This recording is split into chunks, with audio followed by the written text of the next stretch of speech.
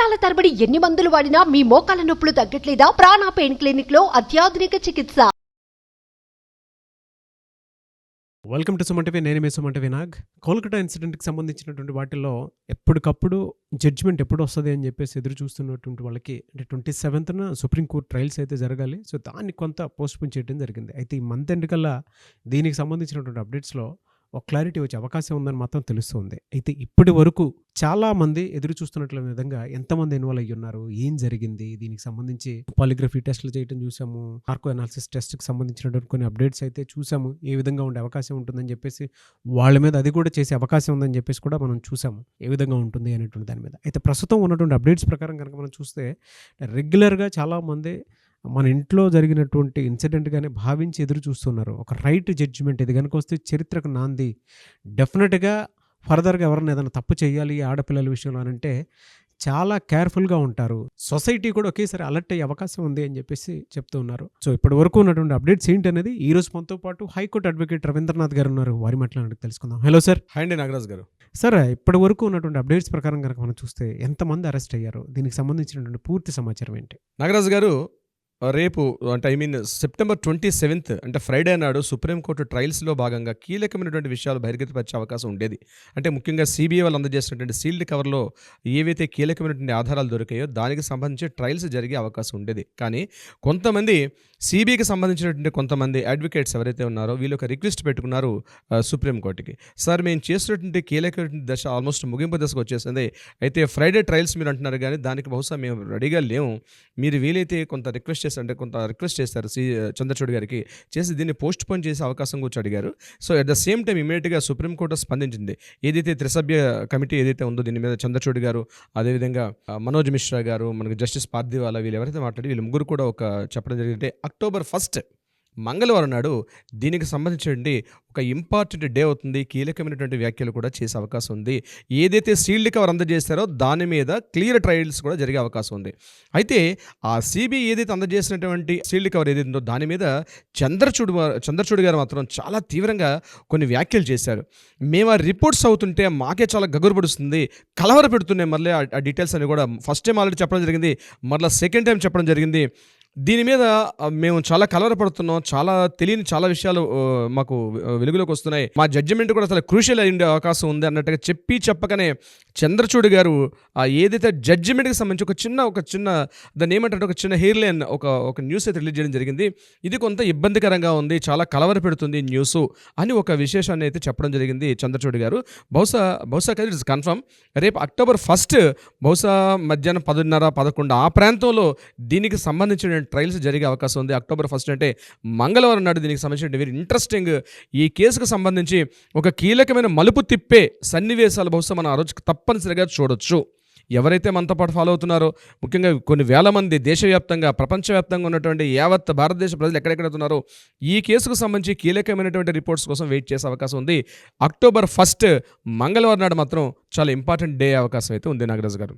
ఇక నెంబర్ 2, సందీప్ ఘోష్, ఎవరైతే X college ప్రిన్సిపాల్గా పనిచేసినటువంటి సందీప్ ఘోష్, ఆయన యాక్చువల్ డాక్టర్ ప్రిన్సిపాల్, బట్ ఈ నుంచి మనం డాక్టర్ అనకూడదని చెప్పి ఆల్రెడీ న్యూస్ కూడా వచ్చింది. హీఈస్ నాట్ ఏ ప్రెజెంట్, ఆయన డాక్టర్ కాదు కాబట్టి ఎక్స్ ప్రిన్సిపాల్ సందీప్ ఘోష్ అనే పిలవడం జరుగుతుంది దీనికి సంబంధించి. So X principal Sandeep Ghosh గారు దీనికి సంబంధించి నార్కోటిక్ టెస్ట్ కోసం ఆయన మీద నార్కోటిక్ టెస్ట్ చేస్తామని చెప్పి సిబిఐ కోర్టు, సెల్డా కోర్టుకి రిక్వెస్ట్ చేయడం జరిగింది. ఇంట్రెస్టింగ్ పాయింట్ ఏంటంటే అనుమతి ఇచ్చారు.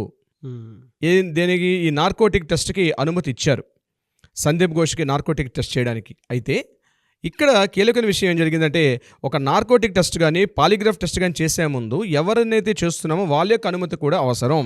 అయితే సందీప్ ఘోష్ గారు నార్కోటిక్ టెస్ట్గా నేను సిద్ధంగా లేను, నేను నార్కోటిక్ టెస్ట్ నాకు చేయాల్సిన అవసరం లేదు, మీరు వీలైతే పాలిగ్రాఫ్ టెస్ట్ చేశారు, దట్ ఇస్ ఇనఫ్, నార్కోటిక్ టెస్ట్కి అయితే నేను అనుమతి ఇవ్వలేనని చెప్పి ఆయన డిక్లరేషన్ని క్యాన్సిల్ చేశారు సందీప్ ఘోష్ గారు. దీని మీద మళ్ళీ సిబిఐ వాళ్ళు మల్లగుల్లాలు పడుతున్నారు. ఎందుకంటే వాళ్ళ రిక్వెషన్ వాళ్ళ యాక్సెప్టెన్స్ ఇవ్వకుండా నార్కోటిక్ టెస్ట్ చేయడానికి అవకాశం లేదు. కానీ సందీప్ ఘోష్ గారు నార్కోటిక్ టెస్ట్కి నిరాకరించడం జరిగింది. ఇట్ ఈస్ నిన్న జరిగే కీలకమైన విషయాలు ఇది ఒక ఇంపార్టెంట్ పాయింట్. బహుశా ఏం చేస్తారు, ఎట్లా జరుగుతుంది నెక్స్ట్ మళ్ళీ ఇంకొక ఎపిసోడ్లో మనం చెప్తాం. కొంత ఇన్ఫర్మేషన్స్ వచ్చింది, బట్ అన్ని సంఘటనలు ఒకేసారి మనం చెప్పుకోలేం కాబట్టి లెంగ్త్ అయిపోతుంది. నేను షార్ట్ కట్ చేసే అవకాశం ప్రయత్నిస్తున్నాను నాగరాజ్ గారు. నార్కోటిక్ టెస్ట్ని ఆయన నాకు వద్దని చెప్పేసి డిక్లేర్ చేస్తున్నారు అని అంటే దెర్ ఇస్ సంథింగ్ హ్యాపెండ్ కనుక మనం డెఫినెట్గా నార్కోటిక్ టెస్ట్ అయింది ఆయన ఆల్రెడీ ఒక డాక్టర్ ఆయనకి, సో హీ నోస్ ఎవ్రీథింగ్. ఒక రెసిడెంట్ డాక్టర్ అయినా, సో ఆయనకి నార్కోటిక్ టెస్ట్ యొక్క రిజల్ట్స్ ఎలా ఉంటాయి ఆయనకు పూర్తిగా తెలుసు కాబట్టి ఆయన రిజెక్ట్ చేస్తున్నారు దీనికి సంబంధించి. సో ఇదేదో మనం సస్పెక్ట్ చేయాల్సిన విషయమే. ఆ విషయాలు బహుశా సిబిఐ వాళ్ళు రేపు మనం October 1st జరిగిన ట్రయల్స్లో కూడా సిబిఐ వాళ్ళు దీని మీద ఏ రకమైన రిపోర్ట్ ఇస్తారు, దాని మీద చంద్రచూడ్ గారు ఏ రకంగా స్పందిస్తారనే విషయాన్ని కూడా మనం తెలుసుకునే అవకాశం ఉంటుంది దీనికి సంబంధించి నాగరాజు గారు. ఇదిలా ఉంటుండగా మరొక కీలకమైన విషయం ఏంటంటే, నేను మనం చెప్పడం జరిగింది అవిగ్డేన్ ఆల్రెడీ ఇతను కూడా డాక్టరే, ఇతని మీద కూడా కొంత కీలకమైనటువంటి ఇన్ఫర్మేషన్ రావడం, అతను తీసుకొని అరెస్ట్ చేయడం జరిగింది, అతని మీద ఇంట్రాగేషన్ జరిగింది. ఇది ఒక కట్ చేస్తే ఈ పార్ట్ని మనం అక్కడ పక్కన పెడితే ఒక ఇంపార్టెంట్, ఒక ఇంట్రెస్టింగ్ పాయింట్ నేను మీతో ఈరోజు షేర్ చేసుకునే ప్రయత్నం చేస్తాను నాగరాజు గారు. ముఖ్యంగా వెస్ట్ బెంగాల్లో పానీహతి అన్నటువంటి ఏదైతే ప్రాంతం ఉందో దానికి ఎమ్మెల్యేగా president Trinamool Congress party sitting ఎమ్మెల్యేగా ఉన్నటువంటి మరొక కీలకమైన వ్యక్తి, అతని పేరు నిర్మల ఘోష్. ఇతను కూడా ఘోషిస్తున్నారు మొత్తానికి మన దేశం మీద పడేలు. ఈ నిర్మల ఘోష్ గారిని నిన్న సోమవారం నాడు ఉదయం 10:30 గంటలకి సిబిఐ పిలిచి సుమారుగా 7 గంటల పాటు అతన్ని విచారించడం జరిగింది నిర్మల ఘోష్ గారిని. ఏమిటి నిర్మల ఘోష్, ఎవరైనా ఎందుకు ఇంటరాగేట్ చేశారనే విషయాన్ని నేను మీతో షేర్ చేసుకుంటాను నాగరాజు గారు. నిర్మల ఘోష్ అనే వ్యక్తి తృణమూల్ కాంగ్రెస్ పార్టీలో ప్రెసిడెంట్ సిట్టింగ్ ఎమ్మెల్యేగా ఉన్నారు. ఆల్రెడీ ఇంతకుముందు సుదీప్తో ఆయన అరెస్ట్ చేశారు, ఒక ఆల్రెడీ సిట్టింగ్ ఎమ్మెల్యే అని. ఈరోజు ఇతన్ని ఇంట్రాగేట్ చేశారు. బహుశా ఇతను అరెస్ట్ చేస్తారా చేయనంది ఈరోజు మనకి తెలిసే అవకాశం ఉంది. ఈ నిర్మల ఘోష్ని ఎందుకు ఇంట్రాగేట్ చేశారంటే, మెయిన్ ఎక్కడైతే August 9న జరిగినటువంటి ఈ క్రిమేషన్ పార్ట్ ఎక్కడైతే ఉందో ఆ క్రిమేషన్ పార్ట్లో ఇతను తరచుగా కనిపించాడు. ముఖ్యంగా క్రిమేషన్ పార్ట్ తొందరగా వడివడిగా అవడానికి, అంటే ఫాస్ట్గా జరగాలని చెప్పి అక్కడ ఉన్నటువంటి తనకు అనుచరులు కానీ లేకపోతే ఆ పార్ట్లో పార్టిసిపేట్ చేసినటువంటి ఎంటైర్ డాక్టర్స్ యొక్క బృందాన్ని ఇతను ఇన్ఫ్లుయెన్స్ చేసి ఇన్స్పైర్ చేసి త్వరితగతిన కంప్లీట్ చేసేసేయాలి, ఈ పార్టీ ఉండొద్దు, తొందరగా కంప్లీట్ చేయమని చెప్పి సో ఈ యొక్క నిర్మల ఘోష్ దీని విషయంలో కంప్లీట్గా ఇన్వాల్వ్ అయ్యాడు కాబట్టి, సో ఎందుకు ఇతను అంత ఇన్ఫ్లుయెన్స్ తీసుకున్నాడు, ఎందుకు ఇతను ఇంట్రెస్ట్ చూపించాడు అనే విషయం మీద నిన్న సిబిఐ వాళ్ళు సుమారుగా 7 గంటల పాటు విచారించడం జరిగింది. అయితే దీనికి అతను చెప్పిన సమాధానం ఏంటంటే, ఎవరైతే చనిపోయినటువంటి ఈ అభయ అనే అమ్మాయి ఉందో ఆవిడ మా కాన్స్టిట్యున్సీకి ఎందుకు వస్తుంది కాబట్టి నేను అందు నిమిత్తం ఆమె నేను రావాల్సి వచ్చింది ఆ ప్లేస్కి. ప్రత్యేకంగా క్వశ్చన్ అడిగారు, మీకు ఇక్కడ ఏం పని, మీరు ఇక్కడ ఎందుకున్నారు? ఆల్మోస్ట్ మీకు మార్నింగ్ 10 o'clock మీరు రీచ్ అయిపోయారు.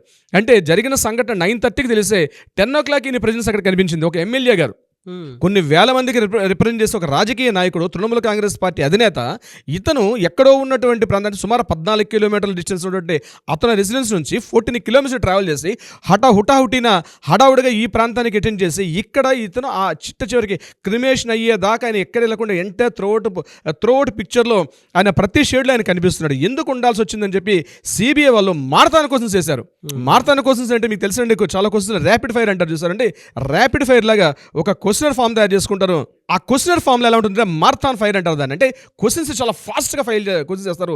అతను ఇచ్చినటువంటి ఆ క్వశ్చన్ తీసుకొని వాళ్ళు రిపోర్ట్ తయారు చేయడం, దిస్ కాల్డ్ మారథాన్ టెస్ట్ అని. అంటే మీకు తెలుసు కదండి, ఎక్కువగా స్పోర్ట్స్లో యూజ్ చేస్తారు మారథాన్ రన్నింగ్ షో అని.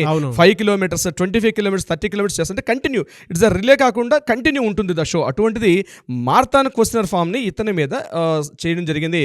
ఎవరి మీద అంటే ఈ నిర్మల ఘోష్ అన్నటువంటి తృణమూల్ కాంగ్రెస్ పార్టీలో ప్రెసిడెంట్ సిట్టింగ్ ఎమ్మెల్యే. దీనికి అతను చెప్పిన సమాధానం ఏం చెప్పారంటే, ఈ విషయాలు ఏదో జరుగుతున్నాయో నా యొక్క నియోజకవర్గంలో ఉండే వ్యక్తి కాబట్టి నేను రావడం జరిగింది. మరి ఈ పార్ట్ని ఎందుకు తొందరగా ఆ క్రిమేషన్ పార్ట్ని పూర్తి చేశారంటే, ఆయన ఏం చెప్పిందంటే, ఇది ఒక విఐపి ట్రీట్మెంట్గా జరుగుతుంది. ఆల్రెడీ 2 bodies వెయిట్ చేస్తున్నాయి, క్యూ లైన్లో 1 by 1 వెళ్తుంటారు. కానీ ఆ రెండింటిని పక్కన పెట్టి అంత తొందరగా ఈ యొక్క పార్ట్ని ఎందుకు చేశారని చెప్పినప్పుడు అతను ఏంటంటే, ఆల్రెడీ ఎక్కువ యాజిటేషన్స్ అవుతున్నాయి. ఈ యాజిటేషన్స్లో కంప్లీట్గా చాలామంది ప్రొటెక్ట్ చేసే ధర్నాలు చాలా హీట్ వేవ్ నడుస్తుంది పబ్లిక్లో ఉంది కాబట్టి నేను తొందరపడ్డాను తప్పించి నాకు వేరే చెడు ఉద్దేశం లేదని చెప్పినట్టుగా మనకు కొన్ని ఇన్ఫర్మేషన్ తెలిసింది. అయితే దీని మీద అభయ్ యొక్క తల్లిదండ్రులు మాట్లాడుతూ ఏం చెప్తున్నారంటే, మేము ఇన్ఫార్మ్ చేసింది అక్కడ స్థానికంగా ఉన్న కౌన్సిలర్కి మేము చెప్పాను తప్పించి దీని మీద మేము ఎమ్మెల్యే గారికి ఇన్ఫార్మ్ చేయలేదు. కానీ కౌన్సిలర్ అటెండ్ కాలేదు.